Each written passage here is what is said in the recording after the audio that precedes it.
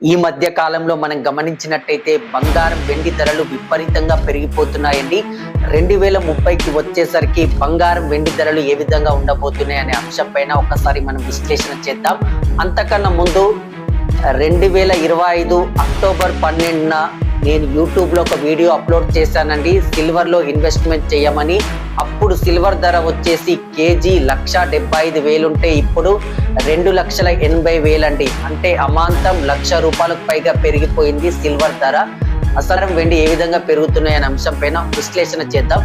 భూమి కంటే బంగారం బెస్ట్ అని ఇన్వెస్టర్లు బంగారంలో పెట్టుబడులు పెట్టడం వల్ల బంగారం ధర 1,50,000 నడుస్తోంది ప్రస్తుతం. అదే విధంగా సిల్వర్ ధర కూడా పెరిగిపోతుంది. ఇన్వెస్టర్లు సిల్వర్లో ఇన్వెస్ట్మెంట్ చేస్తున్నారు. ఎందుకు మనం సిల్వర్లో ఇన్వెస్ట్మెంట్ చేయాలంటే, సిల్వర్ వచ్చేసి ఏ టెక్నాలజీలో సిల్వర్ వినియోగిస్తున్నారు, షార్టిలైట్లో సిల్వర్ వినియోగిస్తున్నారు, మొబైల్ చిప్లో కూడా సిల్వర్ వినియోగిస్తున్నారండి. ఈవీ కార్లో కూడా సిల్వర్ వినియోగం ఎక్కువగా ఉంది. ఒక్కసారి మనం ప్రస్తుతం నడుస్తున్న ఈవీ కార్లలో లిథియం బ్యాటరీ గురించి మనం తెలుసుకున్నామండి. లిథియం బ్యాటరీని ఉపయోగిస్తున్నారు ఈవీ కార్ల వినియోగంలో. లిథియం బ్యాటరీ వచ్చేసి 7 నుంచి 8 గంటలు పనిచేస్తే 300 కిలోమీటర్లు ప్రయాణించవచ్చండి. అదేవిధంగా దీని లైఫ్ టైం వచ్చేసి 8 సంవత్సరాలండి. ఇందులో మంటలు చెలరేగే అవకాశం ఉంది. వీటిని దృష్టిలో పెట్టుకొని శాంసంగ్ BMW తో కొలాబరేట్ అయ్యి ఒక ఆల్ సాలిడ్ బ్యాటరీని తయారు చేస్తుందండి. సేమ్ లిథియం బ్యాటరీ లెక్కనే. దీని కెపాసిటీ చెప్తే మీరు ఆశ్చర్యపోతారండి. 9 నిమిషాలు ఛార్జింగ్ పెడితే 900 కిలోమీటర్లు ప్రయాణించవచ్చు.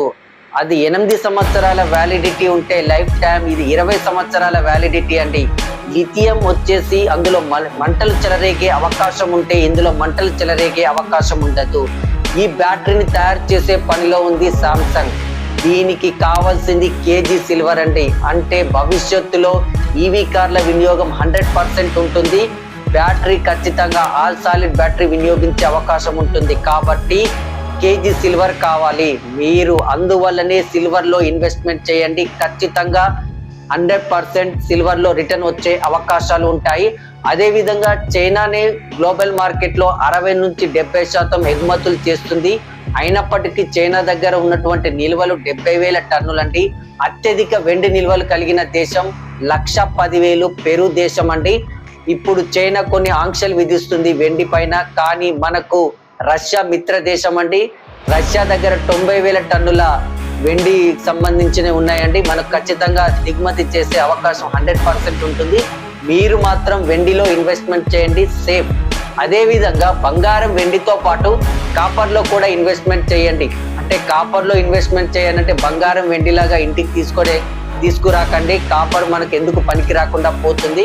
డిజిటల్ కాపర్లో ఇన్వెస్ట్మెంట్ చేయండి. ఎందుకు కాపర్లో ఇన్వెస్ట్మెంట్ చేయమంటున్నానంటే, ఏ టెక్నాలజీలో కూడా కాపర్ వినియోగం ఎక్కువగా ఉంటుందండి. అదేవిధంగా ఈవీ కారు, మామూలు కారును ఒకసారి మనం తీసుకున్నట్టయితే, మామూలు కారులో కాపర్ 20 కేజీలు వాడితే ఈవీ కారులో 80 నుంచి 100 కేజీలు వాడే అవకాశం ఉంటుంది. భవిష్యత్తులో మొత్తం 2040 వచ్చేసరికి ఈవీ కార్ల వినియోగం ఎక్కువగా ఉంటుంది. కాబట్టి కాపర్లో ఇన్వెస్ట్మెంట్ చేయండి. Digital copper is the best option అండి. నాకు తెలిసి 2030లో కేజీ వెండి వచ్చేసి 5 లక్షల పైనే ఖచ్చితంగా ఉంటుంది. 2030లో తులం బంగారం వచ్చేసి 3 లక్షల పైనే ఉంటుంది. కాపర్ కూడా ఇప్పుడున్న దానికంటే 50% రిటర్న్ వచ్చే అవకాశాలు ఉంటాయి. కావున మీరందరూ డిజిటల్లో ఇన్వెస్ట్మెంట్ చేయండి, ఎక్కువ రిటర్న్స్ వచ్చే అవకాశాలు ఉంటాయి.